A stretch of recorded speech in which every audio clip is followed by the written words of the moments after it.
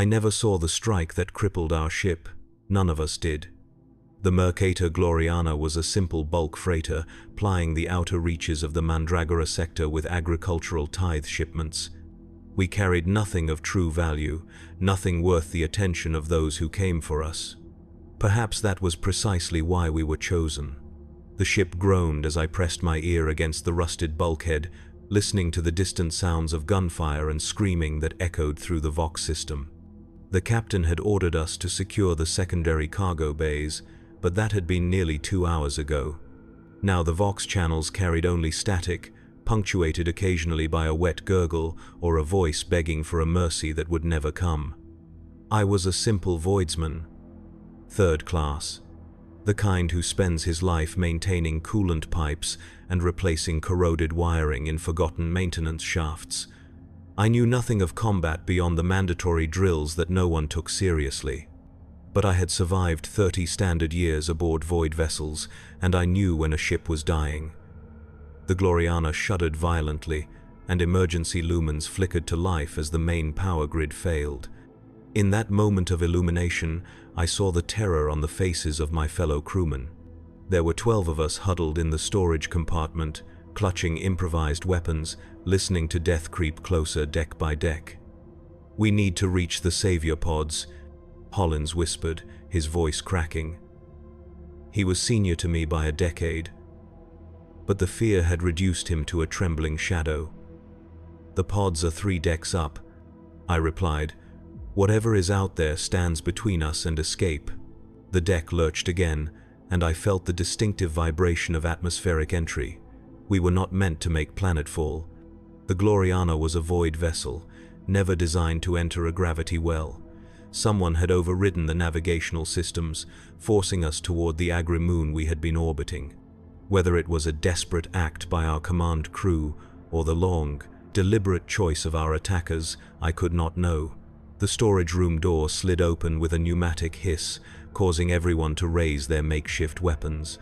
Relief washed over us when Engincia Thale stepped through, his mechadendrites writhing in agitation.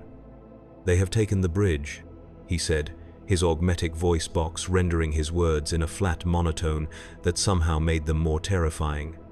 "They are not interested in prisoners." "Who are they?" I asked, though part of me already suspected the answer. Thale's red-lensed eyes flickered. "Night Lords." The name hung in the air like a death sentence. Not pirates or raiders or even the dark Eldar that haunted the nightmares of all voidfarers. Night Lords, traitor Astartes, the Emperor's finest sons turned to darkness 10,000 years ago, who now returned from the warp to inflict terror upon the Imperium they once served. "We are making emergency planetfall on Agrippina Minor," Thale continued. "Impact in approximately 22 minutes. I have calculated that this section has a 17% chance of remaining intact upon landing. 17%. Better odds than facing what stalked the corridors of our dying ship. I will never forget the impact, the screaming of twisted metal, the feeling of weightlessness as gravity systems failed completely during our final descent, the brutal force that slammed me against a bulkhead, shattering my collarbone and 3 ribs, the darkness that followed. When consciousness returned, I found myself pinned beneath a fallen cargo stanchion, the taste of blood thick in my mouth. Around me, the storage compartment had been transformed into a tangle of debris and broken bodies.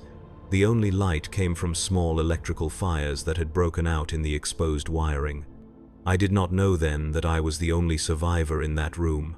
I did not know that my true ordeal was only beginning.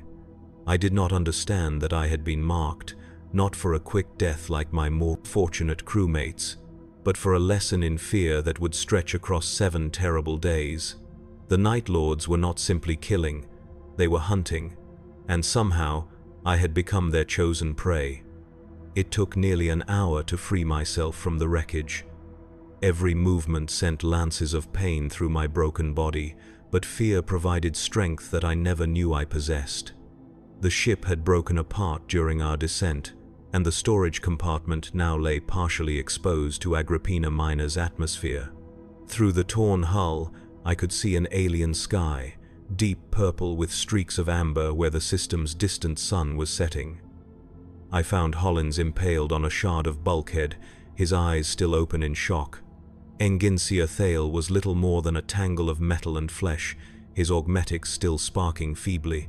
The others had been crushed or broken by the impact. I alone remained. It was Hollins's coat that saved me. The thick waxed utility jacket was stained with his blood, but it would provide some protection against the elements. I took his boots as well, as mine had been torn apart in the crash. His belt contained a standard Imperial Navy utility knife, a canteen, and a small, malfunctioning low lamp that still produced a weak beam when shaken vigorously. I stood at the ragged edge of the hull breach, staring out at the landscape of Agrippina Minor. The Agrimoon had once been a productive feeder world, supplying grain and livestock to the hive cities of Mandragora Tertius. Now, it stretched before me as a wasteland of abandoned cultivation fields and distant, darkened habitation units. The wind carried the scent of wet earth and rotting vegetation, along with something acrid that I could not identify. Smoke, perhaps, from other sections of the ship that burned across the landscape. Or perhaps something worse. I knew I could not stay with the wreckage. The Night Lords would surely hunt for survivors. My only hope was to find an Imperial outpost, a functioning Vox array, something that might allow me to signal for rescue. The fading light of day would provide some cover for my escape, but I had no illusions about what awaited me in the darkness. As I prepared to climb down the twisted metal of the hull, something caught my eye.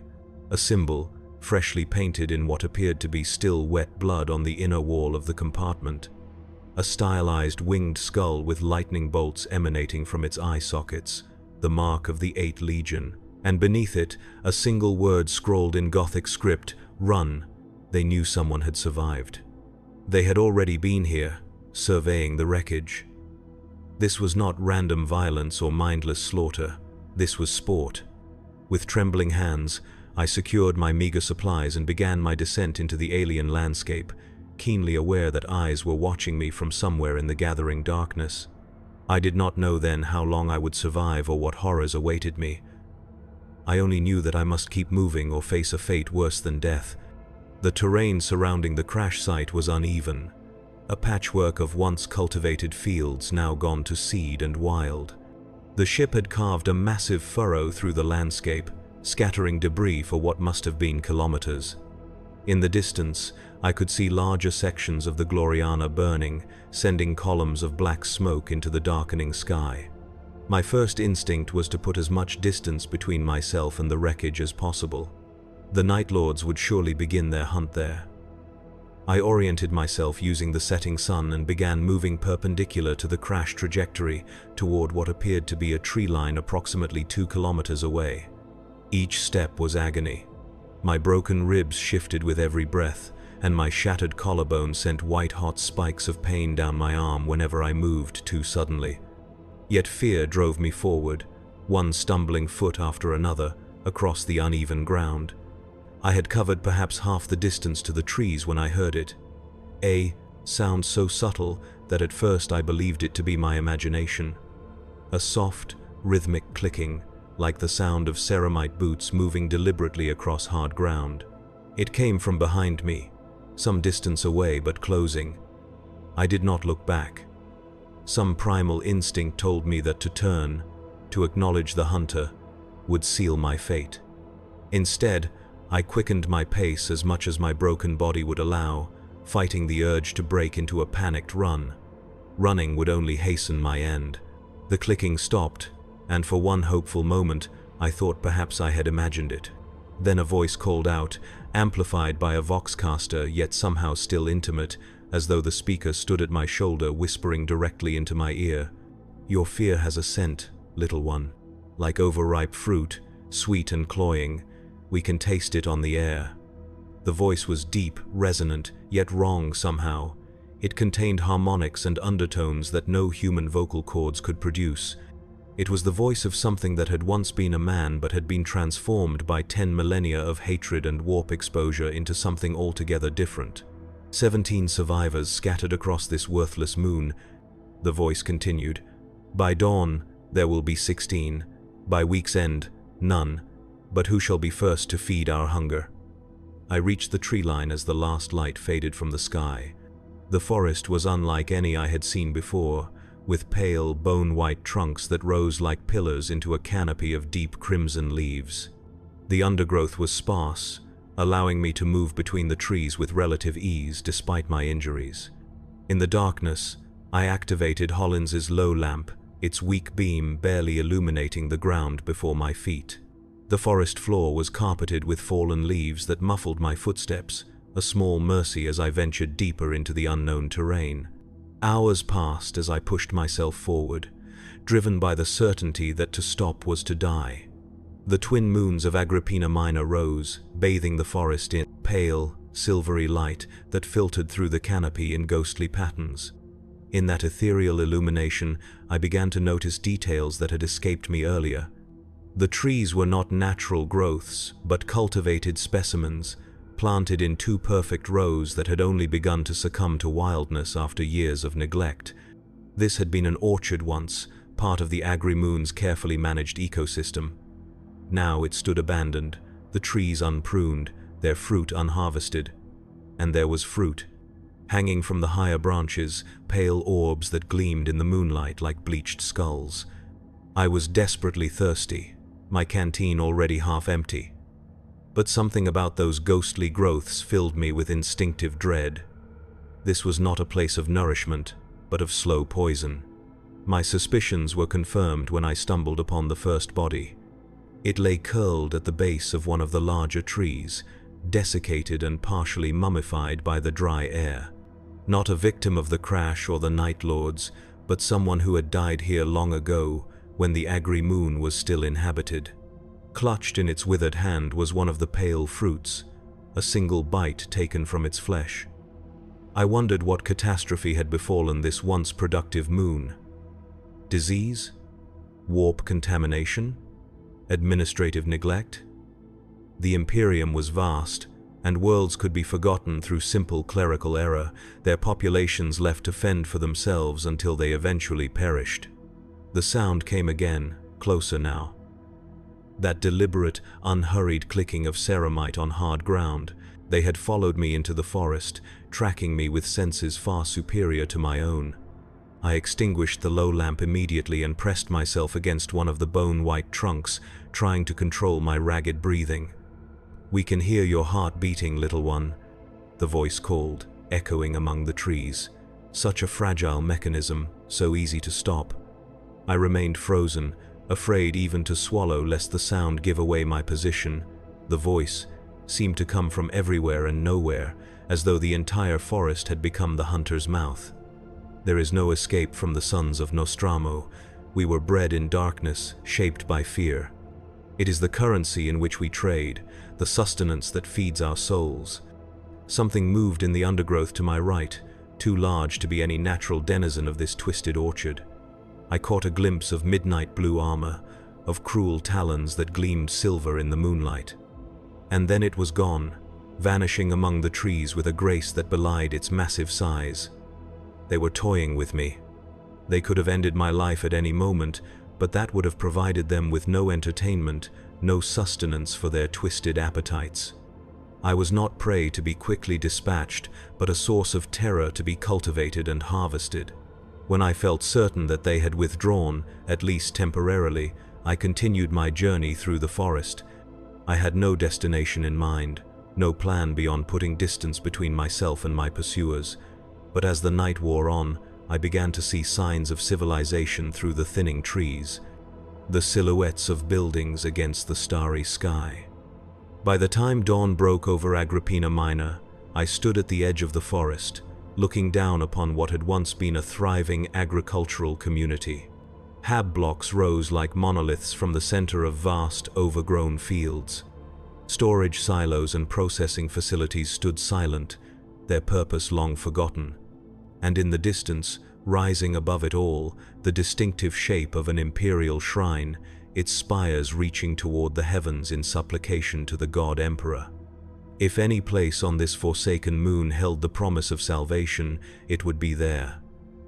Imperial shrines often contained vox arrays for communicating with passing ecclesiastical vessels. There might be emergency supplies, weapons, perhaps even a functioning shuttle in some forgotten maintenance bay. As the pale sun climbed higher in the purple sky, I began my approach to the abandoned settlement, hope and dread warring in my heart. Hope that I might find the means to escape this nightmare. Dread that I was walking into a carefully prepared trap. Little did I know that both my hope and dread were justified, and that the cruelest lessons of the Night Lords were yet to be learned. I approached the abandoned settlement with caution, moving from one patch of cover to another, constantly scanning my surroundings for signs of my pursuers. The morning light revealed the extent of the decay that had claimed this once productive community. The hab blocks were crumbling, their facades stained with the residue of countless storms. The vast fields that surrounded them had gone wild, choked with invasive vegetation that had overtaken the carefully cultivated crops. As I drew closer, I began to notice disturbing details. The main thoroughfare leading into the settlement was lined with what I initially took to be decorative posts. It was only as I approached that I realized their true nature. Bodies, desiccated by time and the elements, had been impaled on metal spikes and left to rot. Some were recent, their flesh still sloughing from yellowed bone. Others were ancient, little more than skeletons held together by scraps of leathery skin. This was not the work of neglect or abandonment. This was deliberate, a message written in suffering and death. The Night Lords had been here before, perhaps many times, using this forgotten moon as their private hunting ground. I skirted the edge of the settlement, avoiding the main entrance with its grisly markers. The back of the largest hab block had partially collapsed, creating a jagged opening that might allow me to enter unobserved. I waited, watching for any sign of movement, before darting across the open ground and slipping into the shadowed interior of the building. The smell hit me immediately, a thick miasma of rot and human waste that spoke of recent habitation, not by the original colonists, but by someone or something. The interior was dark, the few windows long ago boarded up or broken and covered with scavenged materials. I activated the low lamp again, its weak beam revealing a scene of squalor and desperation. The ground floor had been transformed into a makeshift camp. Bedrolls fashioned from tattered cloth lay scattered across the floor. A fire pit had been constructed in what was once a communal gathering area, the ceiling above it blackened with soot. Crude implements, fashioned from scavenged metal and wood, suggested that people had been living here, surviving in the shadow of horror. "Hello?" I called softly, immediately regretting the sound. My voice echoed through the empty space, seeming to multiply and grow until it felt as though 100 voices called out in question. No answer came, save for the skittering of small creatures in the walls and the distant groan of the building settling. I moved deeper into the hab block, searching for signs of recent activity, for anything that might help me understand what had happened here. I found my answers on the second floor, in what had once been a dormitory for agricultural workers. The room was large, with rows of simple cots now rotted and collapsed, but it was the walls that told the story.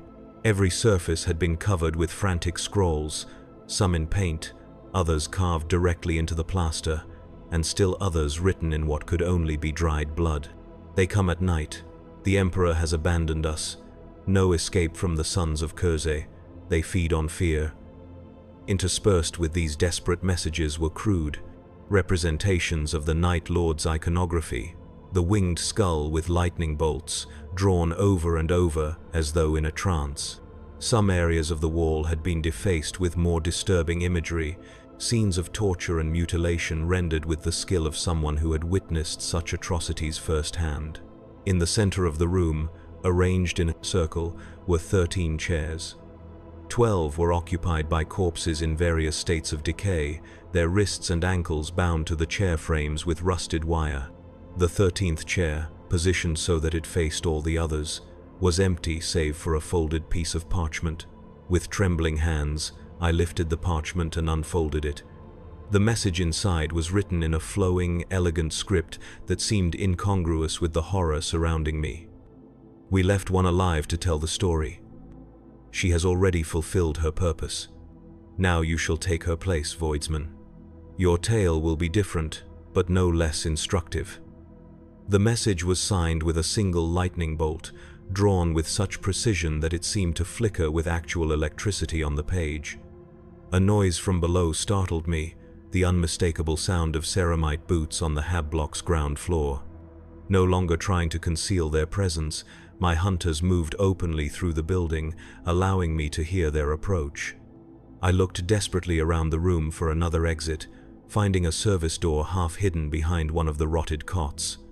I fled through the opening, finding myself in a narrow maintenance corridor that ran the length of the building.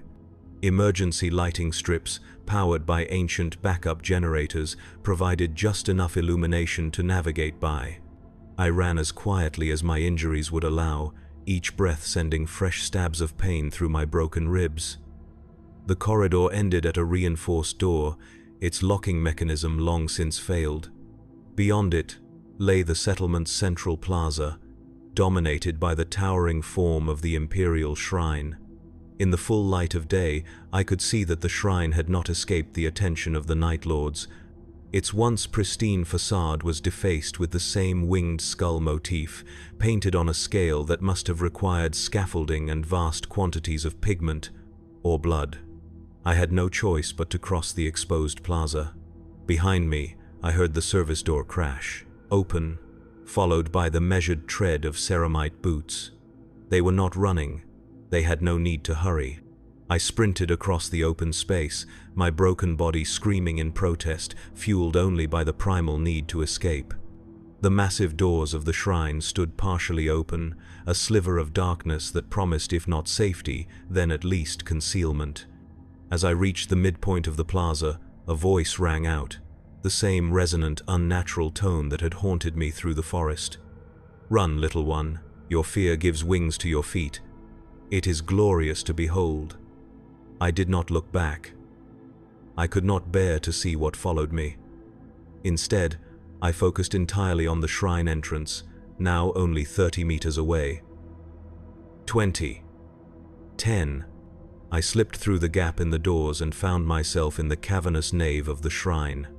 Shafts of colored light pierced the gloom from high stained glass windows, illuminating motes of dust that hung suspended in the still air. The shrine appeared untouched by the profanity that marked the settlement outside, as though some lingering power of the Emperor still protected this sacred space. Without pausing, I moved deeper into the shrine, past rows of wooden pews, beneath the stern gaze of statues depicting imperial saints and heroes. The main altar stood at the far end of the nave, dominated by a massive aquila fashioned from gold and precious stones, its wings spread in eternal vigilance. Behind the altar, a small door led to what I hoped would be the shrine's administrative offices, where a vox array might be located. I reached the door just as I heard the main entrance to the shrine swing open, the ancient hinges protesting with a scream of tortured metal. "Even here, you are not beyond our reach," the voice called, echoing from the vaulted ceiling.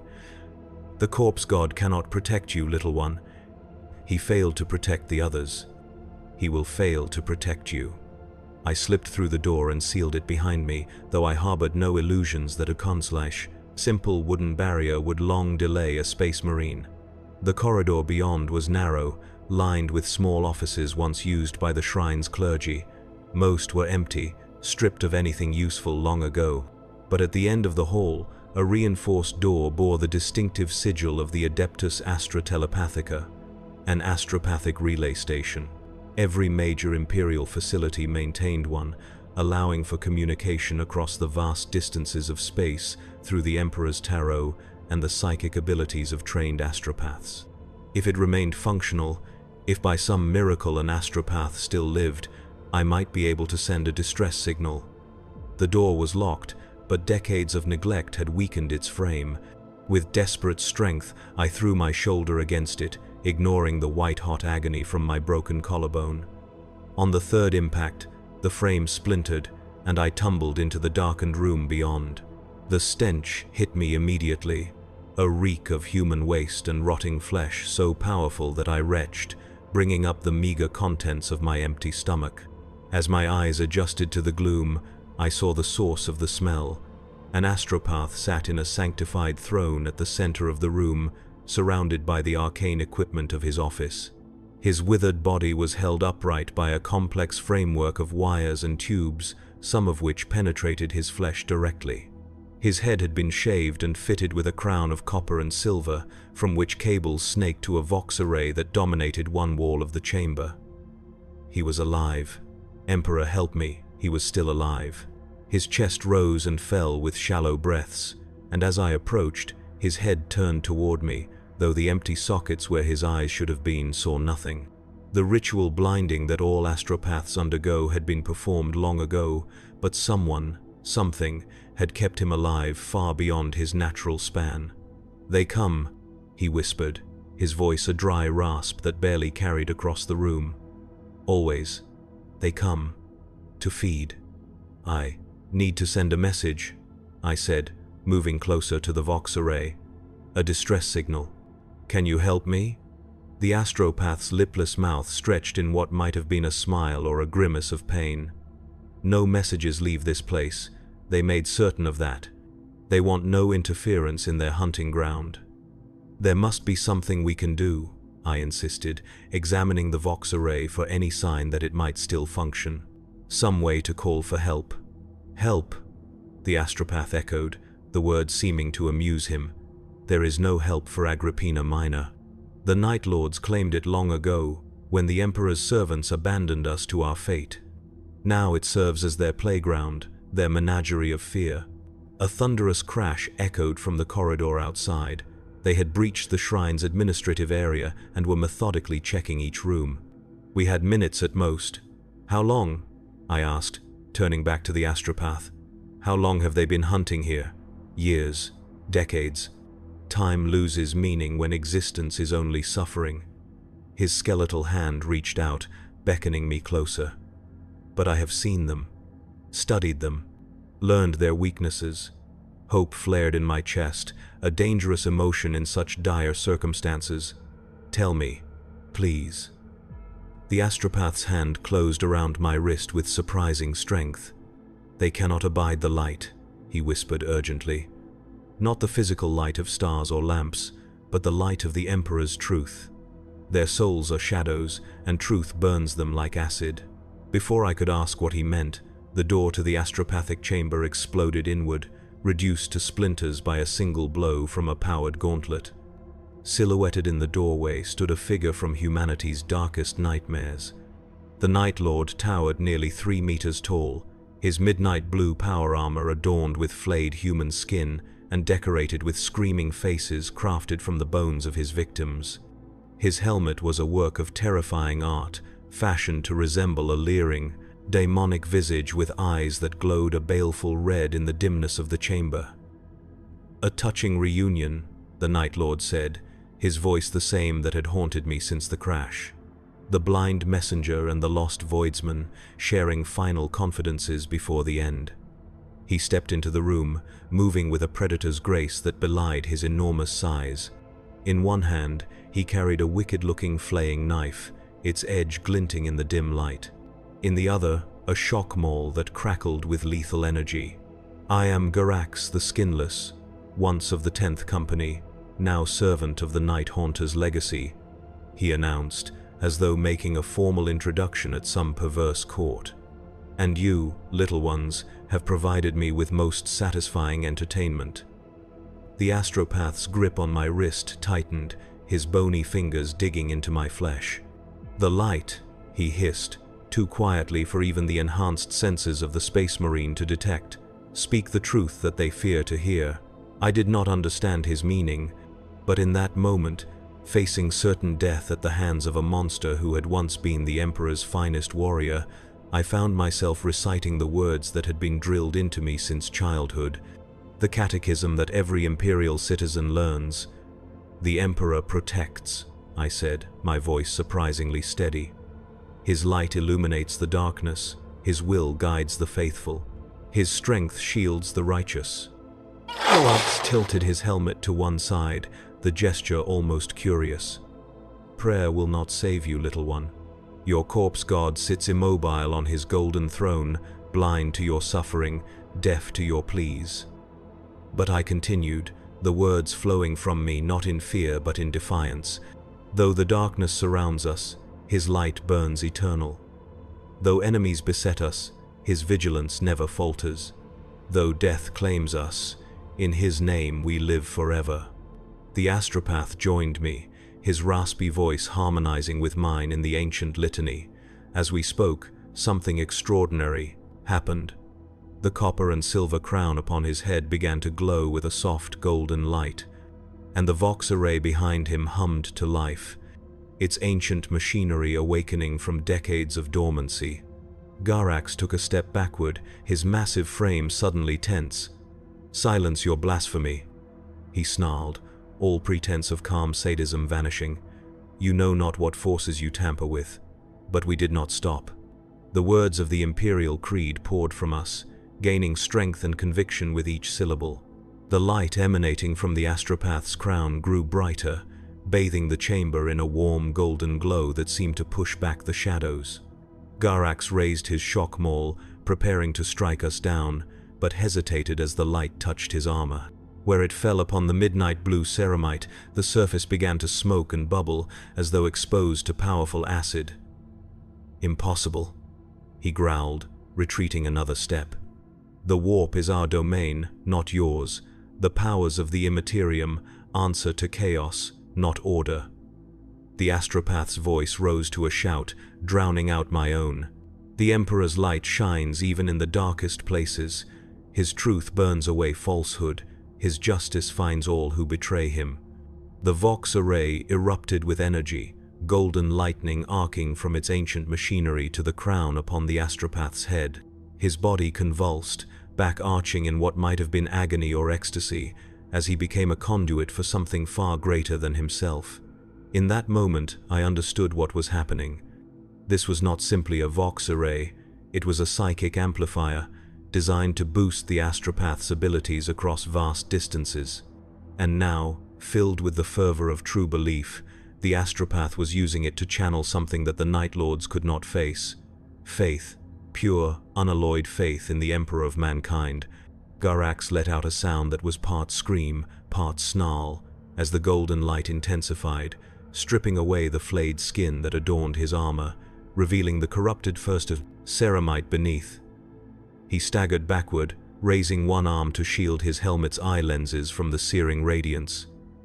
"This changes nothing," he hissed, his voice distorted by pain. "You are still alone on this moon, still our prey. This moment of defiance only makes the hunt more satisfying." With those final words, he turned and fled the chamber, his massive form moving with desperate speed. The golden light pursued him, flooding the corridor outside, casting no shadows as it spread through the shrine. And then, as suddenly as it had begun, it was over. The light faded, the vox array fell silent, and the astropath slumped in his throne, the crown upon his head now dull and lifeless. I rushed to his side, but it was too late. The effort had consumed him entirely, burning out what remained of his mortal form in one final act of devotion. He had given his life to save mine, to grant me a reprieve from the hunt, but I harbored no illusions about what would follow. Garax had retreated, but he would return, perhaps with others of his kind. And when he did, he would be merciless in his vengeance. Yet in that moment of grace, I realized something that gave me strength. The Night Lords fed on fear, drew power from the terror they inspired. But there was something they feared as well, something that could hurt them despite their transhuman physiology and warp-touched souls. Faith, truth, light. I knew then what I must do. Not simply survive, but bear witness. Become the light that burns away darkness, not through physical strength, but through the power of belief and the courage to face horror without surrendering to despair. As I left the astropathic chamber, navigating the now empty corridors of the shrine, I made a silent vow. I would not be merely prey in their twisted game. I would become something they did not expect, something they could not easily understand, a witness to their atrocities, a voice that would not be silenced by fear, a truth-bearer in a realm of lies. Little did I know how severely that resolve would be tested in the days to come, as Garax and his brethren resumed their hunt with renewed fury and cruel invention.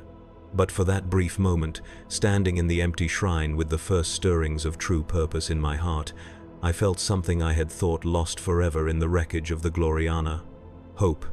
I spent that night in the uppermost spire of the shrine, a bell tower that offered both concealment and a vantage point from which to observe the settlement below. The climb had been agonizing, each step up the narrow, spiraling staircase sending fresh waves of pain through my broken body. But pain was preferable to what awaited me if I remained within reach of the Night Lords.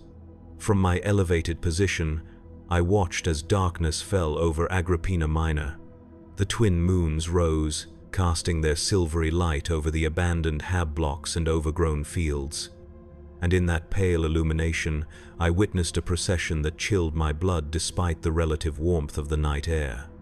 They emerged from the shadows one by one, massive armored figures moving with deliberate grace through the ruined settlement. There were 7 of them, each bearing the distinctive midnight blue armor of the Night Lords, each adorned with grisly trophies harvested from their victims. They converged on the central plaza, forming a circle around a pile of debris that I had not noticed during my earlier flight across the open space. With methodical precision, they arranged the debris into a pyre, adding what appeared to be the bodies of my fellow crewmen from the Gloriana. I recognized Holland's distinctive red hair, the mechadendrites of Enginsia Thale, the gold braid on the sleeve of Captain Harrow. They had recovered the dead from the wreckage, not out of any respect for the fallen, but for some darker purpose. One of the Night Lords, taller than the others and bearing a cloak of what appeared to be flayed faces stitched together, raised his hand. Even from my distant perch, I recognized Garax, his armor still bearing the marks of the astropath's psychic assault. At his signal, another Night Lord stepped forward, carrying a flamer. With a burst of promethium, the pyre was ignited, flames leaping skyward as the bodies of my crewmates began to burn. The Night Lords formed a circle around the blaze, their helmets removed to reveal faces that had once been human but had been transformed by warp exposure and their own twisted devotion into something monstrous. Pale skin stretched tight over sharp cheekbones, eyes that glowed with an unholy light in the darkness. They began a chant in a language I did not recognize, their voices forming a discordant harmony that echoed across the abandoned settlement. The flames of the pyre shifted from orange to a sickly green, casting the gathered traitors in an eldritch light that emphasized their inhuman aspects. I realized with growing horror that this was no simple disposal of corpses. This was a ritual, a sacrifice to dark powers that I dared not contemplate. As their chanting reached a crescendo, the flames surged upward, forming patterns in the smoke that hurt my eyes to look upon, symbols of the warp, of chaos, of madness given form. And within those patterns, I saw faces, the tortured expressions of my dead crewmates, their souls somehow bound to this unholy ceremony. Garax raised his arms, his voice rising above the others. "Feed, brothers, on the fear that lingers in cooling flesh. Taste the terror of their final moments. Let it strengthen us for the hunt to come." The Night Lords inhaled deeply, as though breathing in the smoke from the pyre, their eyes closing in what appeared to be ecstasy. They were feeding, not on the physical remains, but on something more ephemeral, more valuable to their twisted appetites. I turned away, unable to watch the desecration of my former companions. When I looked back, the ritual had concluded, the pyre now burning with normal flames once more. The Night Lords had dispersed, vanishing back into the shadows of the ruined settlement, leaving only Garax standing before the fire. He looked up, his gaze unerringly finding my hiding place in the bell tower. Even at this distance, I could see the cruel smile that split his pallid features. "Rest while you can, little witness." His voice carried to me, amplified by some arcane technology in his armor. "Tomorrow, we begin again. Tomorrow, you learn the next lesson." With that promise hanging in the night air, he too disappeared into the darkness, leaving me alone with my fear and the distant light of the burning pyre. I spent a restless night in the bell tower, dozing fitfully, startled awake by every sound that echoed through the abandoned shrine. By dawn, exhaustion had settled into my bones, joining the constant pain of my injuries to create a fog that clouded my thoughts and slowed my reactions. I knew I could not remain in the shrine. They had found me there once. They would find me again. My only hope was to keep moving, to find another place of concealment before the hunt resumed in earnest. As the first light of morning filtered through the louvered openings of the bell tower, I made my way back down the spiral staircase. My descent was slower than my panicked climb had been, allowing me to notice details that had escaped me before. The walls of the stairwell were covered with carvings, the devotional work of generations of faithful, but interspersed among the imperial prayers and symbols were newer markings, crude renderings of the Night Lord's iconography scratched into the stone with what appeared to be desperate haste. And beneath these, messages from those who had sought shelter here before me. They can smell fear. Do not run. They enjoy the chase. The eyes are the windows to terror. Pray for a quick death. The messages grew more frantic, more deranged, as I descended, telling the story of minds unraveling in the face of unrelenting horror. By the time I reached the main level of the shrine, the walls were a palimpsest of madness, layer upon layer of desperate warnings and broken prayers. I moved cautiously through the nave, staying close to the walls, using the shadows cast by massive columns as cover. The shrine seemed empty, the silence broken only by the occasional settling of ancient stonework and the distant cry of some native avian species. At the main entrance, I paused, peering through a narrow gap in the massive doors. The plaza outside was deserted, the ashes of last night's pyre scattered by the morning breeze. Beyond the plaza, the hab blocks stood silent, their windows like empty eye sockets, staring blindly at the purple sky. I had no plan beyond putting distance between myself and the shrine, finding some new hiding place where I might survive another day. Perhaps, if I was extraordinarily fortunate, I might discover a functioning communications array or even a small shuttle capable of breaking orbit. Such hopes were futile, I knew. The Night Lords would not have maintained this hunting ground for so long if escape was possible, but hope, no matter how irrational, was all that kept me moving. I slipped through the gap in the doors and darted across the plaza, staying low, moving as quickly as my injuries would allow. I headed for a narrow alley between two of the larger hab blocks, a route that would take me toward the outskirts of the settlement and perhaps to the wilderness beyond. I was halfway across the plaza when I heard it, the distinctive sound of a bolt pistol being cocked, the whine of its power cell charging. I froze, my body tensing for the impact that would end my life. "Turn around, little witness," a voice commanded, different from Garax's, but no less terrifying. "Let me see the fear in your eyes." Slowly, I obeyed, turning to face my executioner. The Night Lord stood at the top of the shrine steps, his armor a patchwork of midnight blue ceramite, and what appeared to be human skin, cured and stretched over the plates like macabre decoration. His helmet was fashioned to resemble a screaming face, the mouth open in eternal agony. "I am Vorax the Flayer," he said, descending the steps with measured tread, "and you have been chosen for a singular honor." "I will not run," I said, surprising myself with the steadiness of my voice. "I will not give you the satisfaction of the chase." Vorax laughed, the sound like rusted metal scraping against stone. "So the prey believes it understands the hunter. How amusing," he continued his advance, bolt pistol trained on my chest.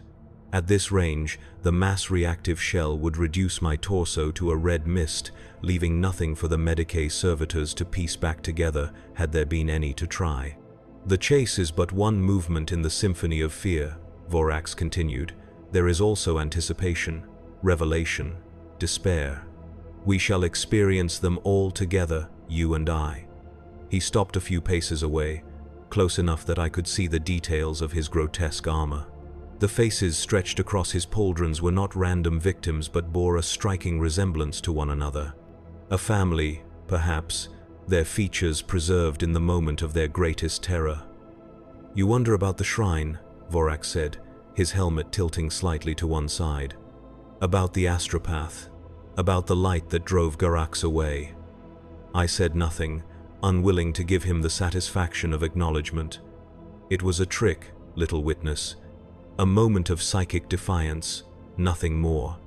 The corpse god does not reach this place. His light does not penetrate the darkness we have cultivated here. Then why did Garax flee? I asked, unable to contain my curiosity despite the danger. Vorax made a sound that might have been amusement. Garax is young by our standards. Merely 3 centuries in the service of Night Haunter's legacy. He has not yet learned that pain, even our own, can be savored. That fear, even when it touches our hearts, can be a delicacy. He lowered his bolt pistol slightly, the barrel no longer pointed at my chest but at my leg. "I have not come to end your story, little witness. Merely to ensure that you continue to play your part. The hunt has many more movements before its conclusion." Before I could react, he fired. The bolt shell struck my right leg just above the knee, the mass-reactive tip penetrating the flesh before detonating. The pain was beyond description, a white-hot nova that consumed all thought, all reason. I collapsed, clutching at the ruined limb, blood pouring between my fingers. "Now you understand the truth," Vorax said, his voice seeming to come from a great distance as shock began to set in. "You were never meant to escape, only to endure, to witness, to feed us with your fear." Through the haze of agony, I saw him turn and walk away, as casual as a man leaving a tavern after a satisfying meal. He had no concern that I might somehow escape, not with a shattered leg and blood pooling beneath me on the flagstones of the plaza. As consciousness began to fade, the edges of my vision darkening, I heard his final words, carried to me on the morning breeze. "We shall meet again, little witness, when you have learned to crawl." The pain eventually gave way to darkness, a mercy for which I was profoundly grateful. When awareness returned, I found myself not in the plaza where I had fallen, but in a small, dimly lit room that I did not recognize. The walls were bare rockcrete, stained with moisture and what appeared to be old bloodstains. The only light came from a single glow globe hanging from the ceiling, its pale illumination barely sufficient to dispel the shadows in the corners of the chamber. I lay on a crude pallet, my ruined leg wrapped in what appeared to be strips torn from an Imperial Guard uniform. The bandaging was inexpert but functional, the bleeding staunched, though the pain remained, a dull, throbbing reminder of my encounter with Vorax. "You are awake," a voice observed from the shadows. "Good, we have little time." A figure emerged into the dim light.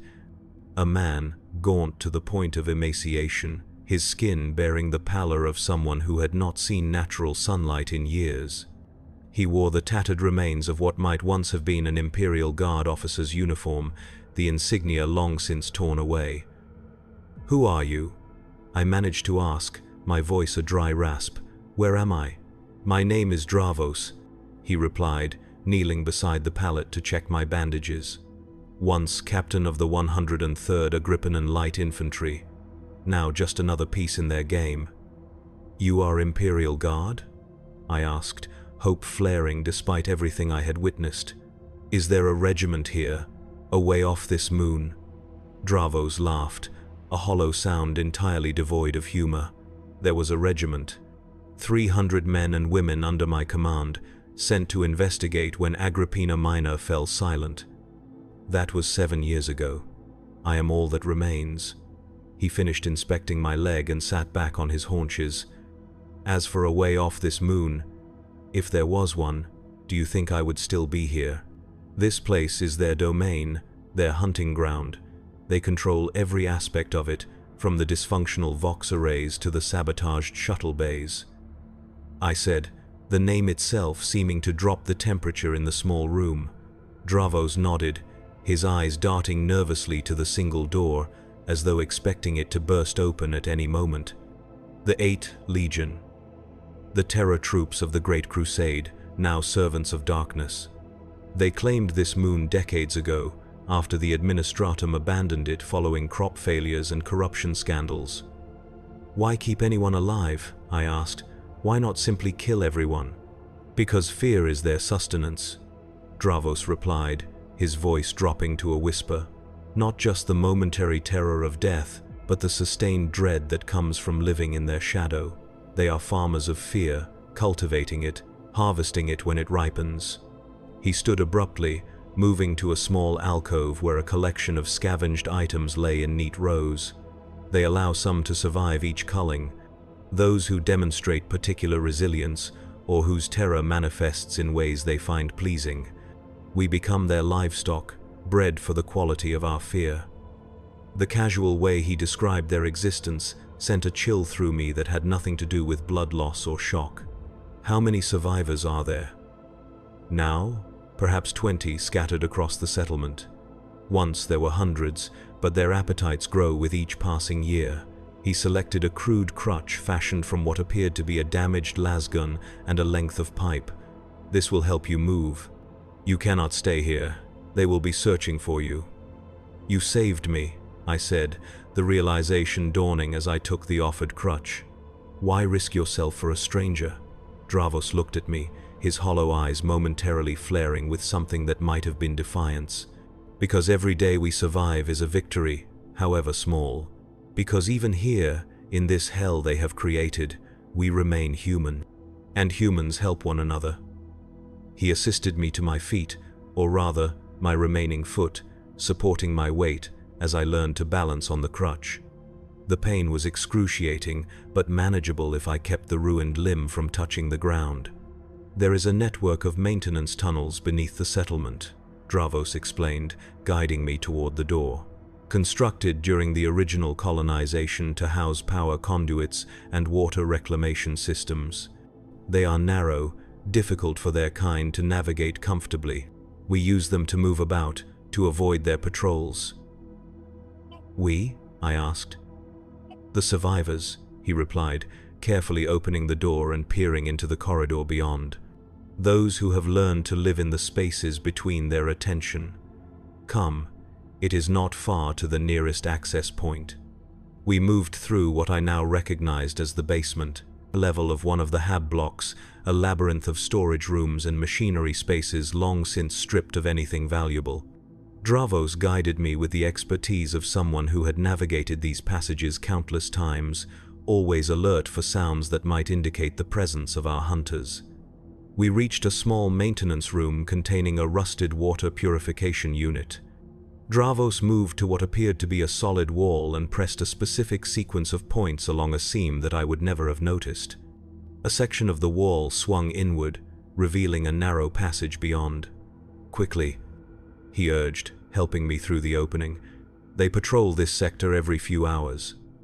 The passage beyond was narrow, barely wide enough for a man to walk upright, and lit only by strips of luminescent fungus that grew along the ceiling, casting everything in a pale blue glow. The air was damp and carried the musty scent of decay, but it was blessedly free of the stench of blood and fear that permeated the settlement above. Dravos sealed the hidden door behind us and took the lead, moving with the confidence of long familiarity through the twisting tunnels. I followed as best I could, the crutch catching occasionally on the uneven floor, each stumble sending fresh waves of agony through my injured leg. "Where are we going?" I asked as we navigated a junction where 3 passages converged. "To the others," Dravos replied without looking back. "To those who still resist, in whatever small ways we can." We walked for what seemed like hours through the labyrinthine tunnels, descending deeper beneath the settlement. The temperature dropped noticeably, and the air grew thinner, forcing us to pause occasionally to catch our breath. Finally, Dravos stopped before what appeared to be a solid wall of rough-hewn stone. He placed his hand against a specific point on the wall and whispered words that I could not catch. A moment later, the wall shimmered and vanished, revealing it to be not stone at all but some form of projected image. "Hololithic concealment," Dravos explained, noting my surprise, "salvaged from the command center before they destroyed it. Primitive by Imperial standards, but effective enough against their casual scrutiny." Beyond the false wall lay a chamber larger than I had expected possible in these cramped tunnels. It appeared to have been a primary junction in the original design, expanded through years of careful excavation. Makeshift dwellings had been constructed along the walls, little more than curtained alcoves offering the barest privacy. And there were people, perhaps a dozen men and women, all bearing the same gaunt, haunted look as Dravos, all clad in scavenged clothing that had been mended and remended until the original fabric was barely visible beneath the patches. They regarded me with wary curiosity as Dravos helped me to a seat on a crate that might once have contained ration packs. A woman approached, her hair prematurely white despite a face that suggested she was no older than 30 standard years. She carried a battered medkit bearing the insignia of the Imperial Guard. "This is Alia," Dravos said by way of introduction. "Once our regiment's chief medicae.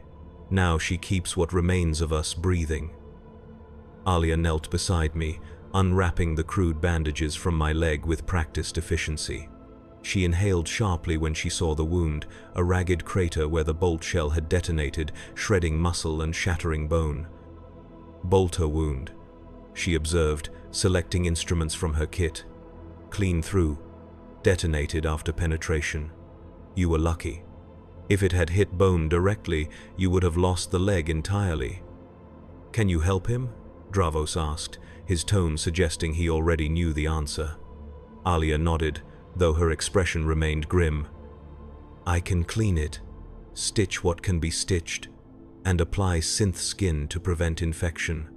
But without proper facilities, without an autodoc or at least a surgical servitor, he will never walk properly again."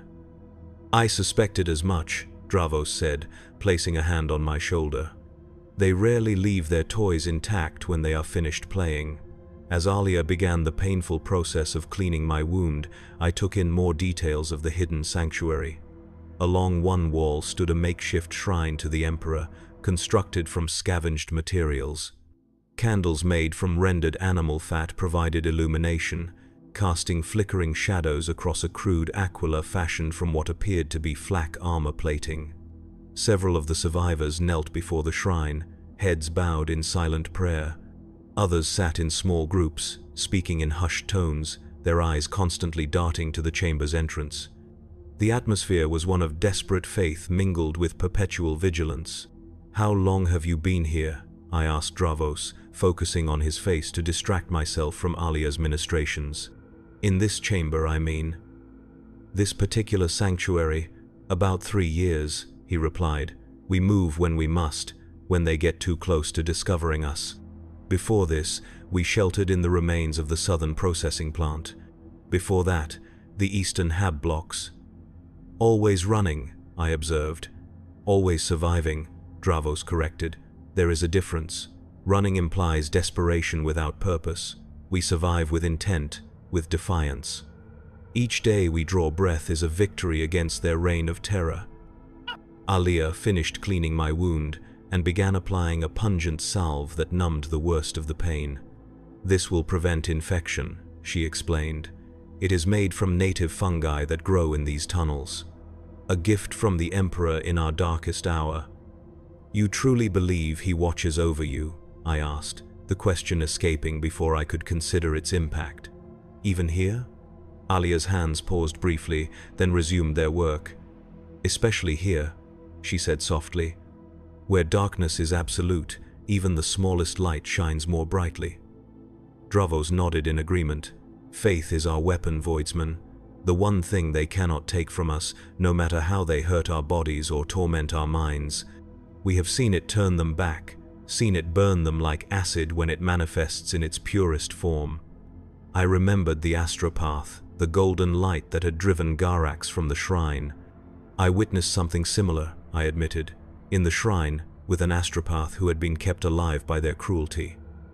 Dravos and Alia exchanged a glance laden with meaning. "Sarvus," Alia said. "He was with us once, before they took him. Before they found a use for his gifts that amused them more than simply killing him. He died," I told them. "He channeled something, some power that drove them back. But the effort consumed him." "A martyr's death," Dravos said, making the sign of the Aquila over his chest. "Emperor, receive him." The others in the chamber who had been listening to our conversation echoed the gesture and the prayer. In that moment, I felt something shift within me. These people, broken and hunted though they were, had not surrendered to despair. They maintained their humanity, their faith, their defiance in the face of horrors beyond imagination. "You should rest," Alia advised, finishing with my leg and wrapping it in fresh bandages fashioned from what appeared to be a shredded undershirt.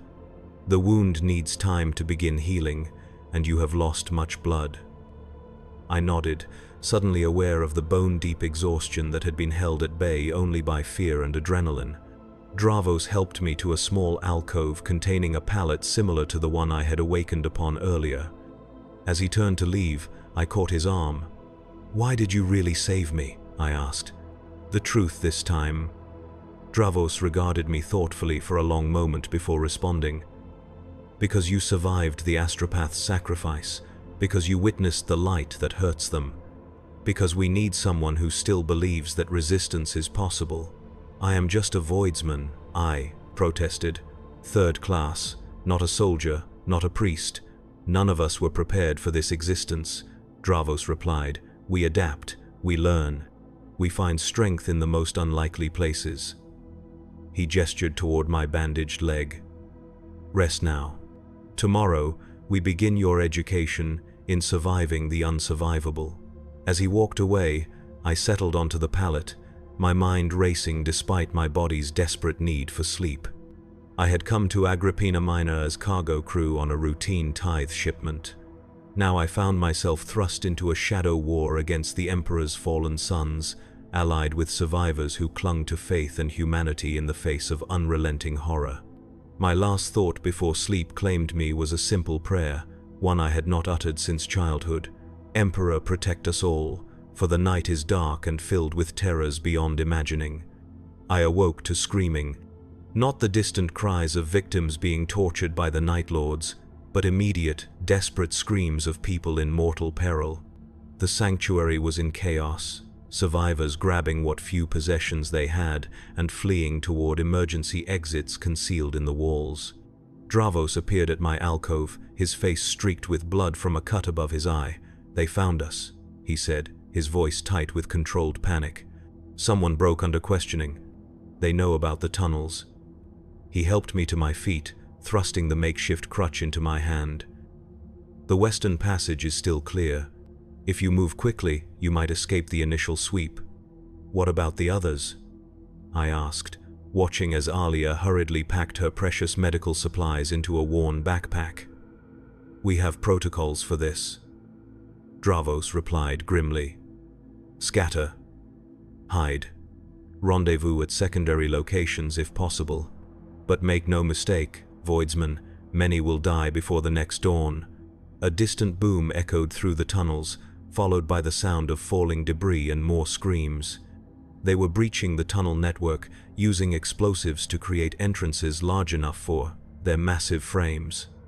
"Go now," Dravos urged, pushing me toward one of the concealed exits where other survivors were already disappearing into the darkness. "Follow them, they know the way." "What about you?" I demanded, reluctant to leave the man who had saved my life. Dravos drew a laspisol from beneath his tattered uniform, checking its charge pack with practiced efficiency. "Someone must buy time for the others, might as well be the old soldier."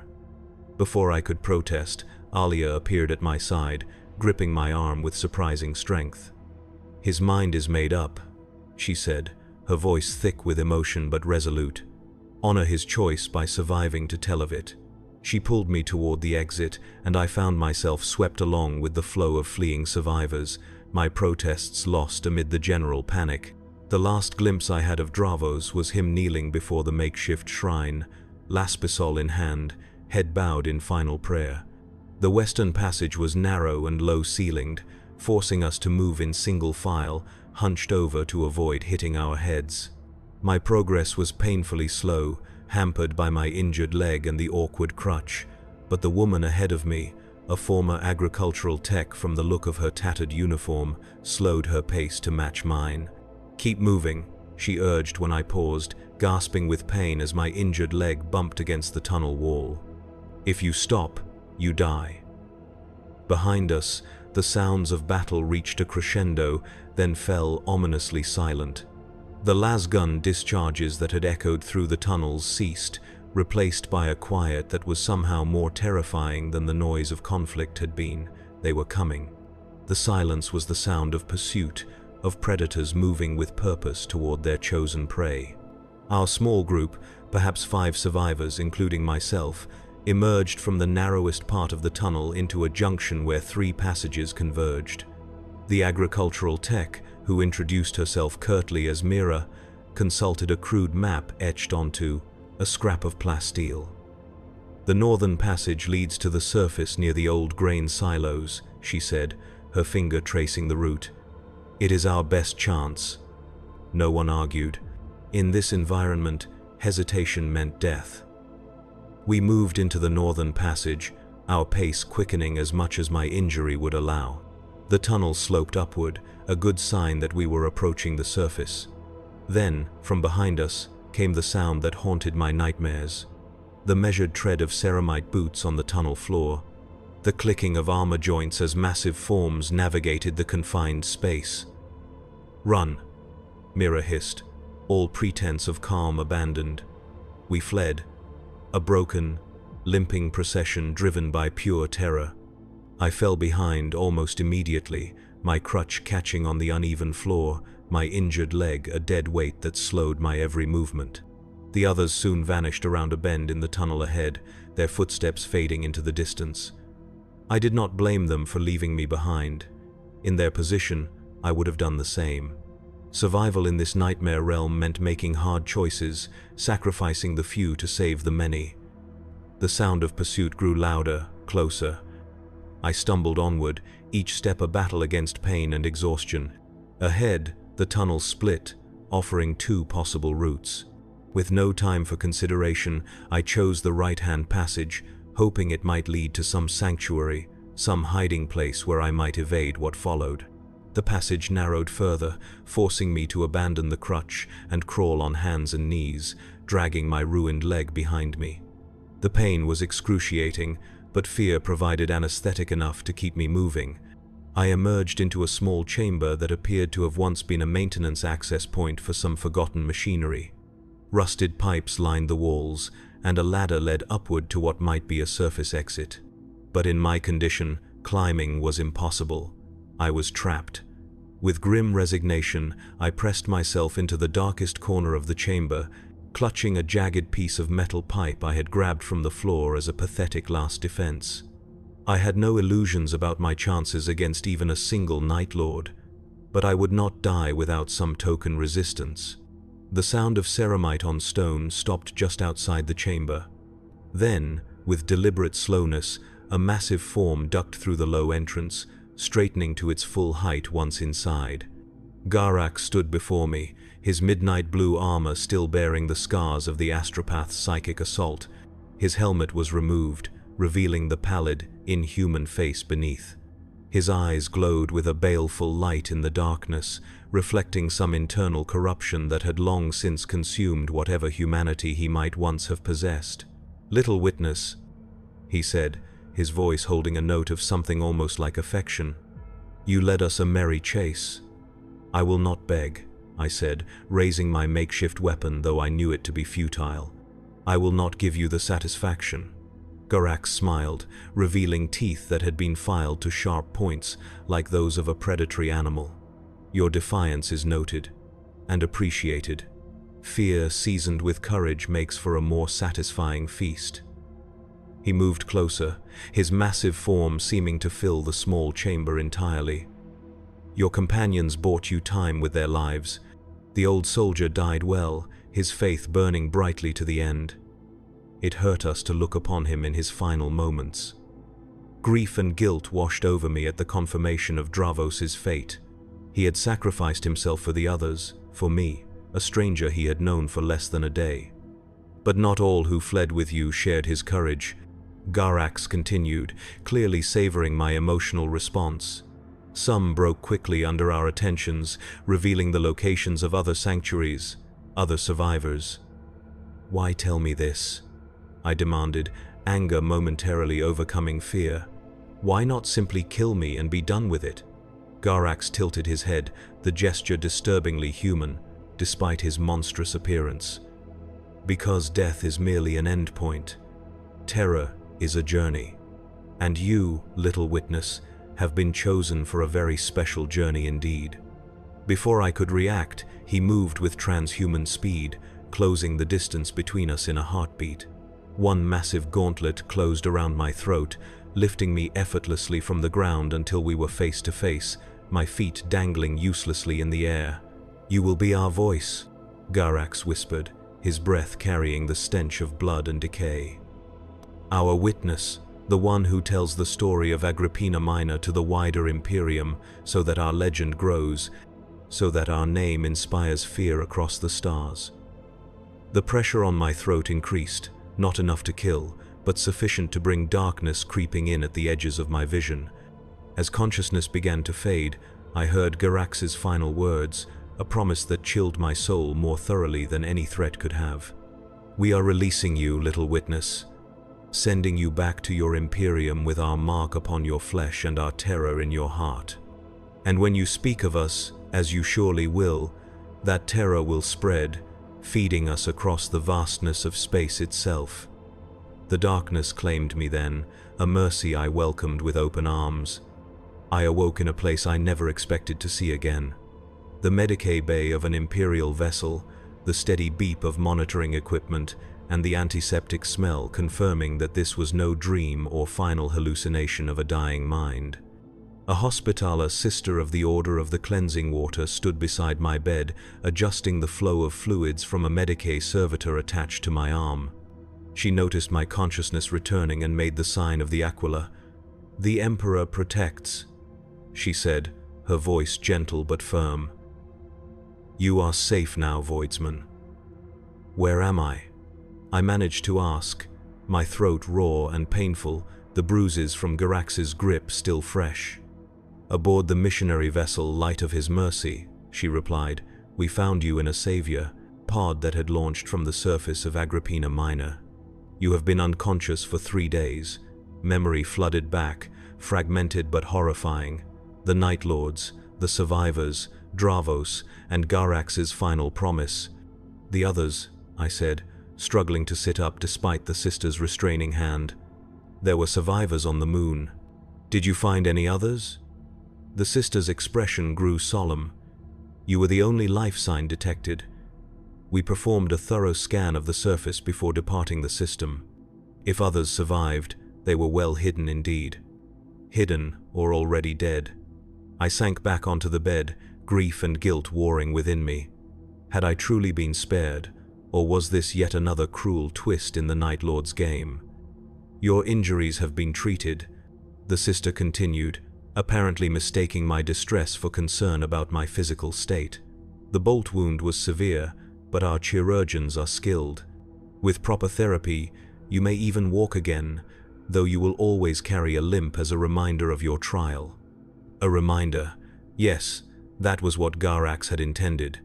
Not just the physical scar, but the psychological wounds that would never fully heal. The nightmares that would wake me screaming for the rest of my days. The constant, gnawing fear that they might find me again, might continue their lessons in terror. "We found something else in the Savior pod with you," the sister said, interrupting my dark thoughts. She reached into a pocket of her habit and withdrew a folded piece of parchment, the same one that Garax had left on the chair in the dormitory. "It appears to be addressed to you." With trembling hands, I took the parchment and unfolded it. The elegant script remained unchanged, but the message was new. "Speak of us, little witness. Tell them of the lessons we taught you, of fear as an art form cultivated and harvested by masters of the craft. Tell them that we wait in the shadows between stars, patient and eternal, and know that wherever you go, whatever sanctuary you seek, a part of us goes with you.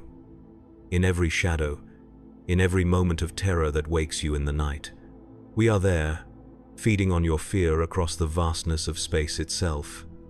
It was signed with the now familiar lightning bolt, still seeming to flicker with actual electricity on the page. The sister watched with concern as I read the message, noting the blood draining from my face, the trembling of my hands increasing until I could barely hold the parchment. "What does it say?" she asked gently. I could not share the horror of those words with her. She would not understand. No one who had not experienced the hunt could truly comprehend what I had witnessed, what I had endured. "Nothing of importance," I lied, folding the parchment and tucking it beneath my pillow. A reminder, nothing more. The sister did not press, though I could see in her eyes that she did not believe me. "The captain wishes to speak with you when you are strong enough," she said, adjusting my medication drip. "We have been instructed to return to Mandragora Tertius with all possible haste. The Ordo Hereticus has expressed particular interest in your recovery, the Inquisition. Of course they would be interested in a survivor from a moon that had vanished from Imperial records decades ago. They would have questions, they would demand answers, they would want to know everything about the Night Lords and their hunting ground, and I would tell them. Not because Garax had ordered me to spread their legend, but because the Imperium needed to know, needed to be warned, needed to cleanse Agrippina Minor with fire and faith before the corruption spread further. "I will speak with the captain tomorrow," I said, settling back into the Medicae cot. "There is much to tell." The sister nodded and withdrew, leaving me alone with my thoughts and the ever-present shadows that seemed to lurk at the edges of my vision, watching, waiting. 5 standard years have passed since my rescue from Agrippina Minor. 5 years of nightmares and cold sweats, of starting at shadows and flinching at sudden sounds. 5 years of telling my story to an endless procession of inquisitorial scribes, mechanicus adepts, and naval intelligence officers. They believe me, for the most part. The physical evidence is undeniable, after all. My shattered leg, never fully healed, despite the best efforts of Imperial medicine. The scars that cover my body, some from the crash, others from the ministrations of the Night Lords during my unconscious transport to the Savior Pod. And the mark that was discovered on the back of my neck during medical examination, a miniature rendition of the 8 Legions' winged skull, burned into my flesh at the molecular level, impossible to remove without taking my head along with it. But belief is not the same as understanding. They hear the words, record the facts, file the reports, but they cannot grasp the reality of what it means to be hunted by such creatures, to know with absolute certainty that death would be a mercy compared to the sport they make of human suffering. The Ordo Hereticus dispatched a strike cruiser to Agrippina Minor 6 months after my rescue. They found the moon exactly as I had described it, an abandoned agricultural world turned hunting ground for the traitor Astartes. But of the Night Lords themselves, they found no trace. No armor fragments, no bolt shells, nothing to confirm their presence save for the defaced Imperial shrine and the crude iconography painted in human blood across the settlement. They found bodies, of course. Dozens of them, displayed in the grotesque tableaus that were the Night Lord's signature. But of survivors, of Dravos and Alia and the others who had helped me, there was no sign. Whether they had been captured and killed, or had managed to remain hidden during the inquisitorial survey, I cannot say. I pray daily that it was the latter, though hope grows fainter with each passing year. The Inquisition eventually classified Agrippina Minor as perditus extremis, forbidding all travel to or communication with the moon. Naval pickets were established in orbit, with orders to destroy any vessel that approached without proper authorization. Whether these measures were sufficient to deny the Night Lords their hunting ground or merely inconvenience them temporarily, I do not know. As for me, I was granted a modest pension and quarters on an orbital station above Mandragora Tertius. My testimony was deemed valuable enough to warrant protection, but my knowledge of the Night Lord's activities made me a potential security risk, too dangerous to allow free movement through the Imperium. So here I remain, a prisoner in all but name, sharing my story with each new inquisitorial acolyte assigned to the Mandragora sector, each naval officer tasked with patrolling the quarantine zone around Agrippina Minor. I tell them of the crash, of the hunt, of Dravos and the survivors. I describe the ritual in the plaza, the astropath's sacrifice, Garax's final promise. Some listen with appropriate gravity. Others dismiss my account as the ramblings of a traumatized survivor, embellished over years of retelling. It matters little to me whether they believe every detail. What matters is that the warning spreads, that the name of the Night Lords continues to inspire the vigilance necessary to combat their particular brand of horror, because they are still out there, still hunting, still harvesting fear from the vulnerable and isolated corners of the Imperium. I know this with the certainty of personal experience, with the bone-deep knowledge of prey that has briefly escaped the predator but remains forever marked by the encounter. Sometimes, in the darkest hours of the artificial night cycle on this station, I hear it. The soft, rhythmic clicking of ceramite boots on hard flooring, the whisper of a voice that should not be possible across such vast distances of space. Little, witness, it calls. Our voice among the cattle. Speak of us. Feed us with your fear. And though I know it to be impossible, though multiple scans have confirmed that no traitor Astartes could possibly have infiltrated this heavily guarded Imperial facility, I find myself pressing into the corner of my quarters, clutching whatever makeshift weapon lies nearest to hand, my ruined leg throbbing with remembered pain as my heart pounds a desperate rhythm in my chest. Because this is what it means to be hunted by the Night Lords. The hunt never truly ends, the fear never completely fades, the lessons, once learned, can never be unlearned. I am Ordan Trevain, formerly Voidsman 3rd Class aboard the bulk freighter Mercator Gloriana. I am the survivor of Agrippina Minor, the witness chosen by Garax the Skinless to spread the legend of the 8th Legion among the stars. I am both victim and collaborator, both warning and weapon in their eternal campaign of terror against the Imperium of Man. And as I sit here, recording these words for posterity, for whatever poor soul is assigned to replace me when age or madness finally claims me, I offer one piece of advice, forged in the crucible of unimaginable horror and tempered by years of reflection. Fear them, respect their power and their cruelty, but never ever allow that fear to consume you entirely, for that is their ultimate victory, their final harvest. They do not merely want your terror in the moment of confrontation, but the slow erosion of your humanity through constant dread. In this, at least, I have denied them satisfaction. I feel fear, yes, every day, every hour. But I also remember Dravos, standing firm before the makeshift shrine, Laspisol in hand. I remember Alia, tending the wounded with compassion despite knowing that many would not survive to see another dawn. I remember the survivors, huddled together in their hidden sanctuary, maintaining their humanity through small kindnesses and shared faith in the darkest circumstances imaginable. These are the memories I cling to when the shadows lengthen and the sounds of phantom footsteps echo through my quarters. These are the lessons that counterbalance the cruel teachings of the Night Lords, reminding me that even in a universe drowning in horror and despair, small acts of courage and compassion remain possible. The Night Lords taught me what true fear tastes like. But the survivors of Agrippina Minor taught me something far more valuable, a lesson that the sons of Curzay, for all their sadistic genius, could never comprehend. True humanity persists even in the face of inhuman cruelty. It endures. It adapts. It finds light in the darkest places, and that, more than any weapon forged by the Adeptus Mechanicus, more than any prayer uttered by the Ecclesiarchy, more than any strategic brilliance of the Astra Militarum, is what will ultimately deny the Night Lords their final victory. They can take our lives, they can harvest our fear, but they cannot claim our souls unless we surrender them willingly. I am Ordan Trevan. I have been hunted by Chaos Space Marines. I have looked into the face of terror incarnate and survived to tell the tale.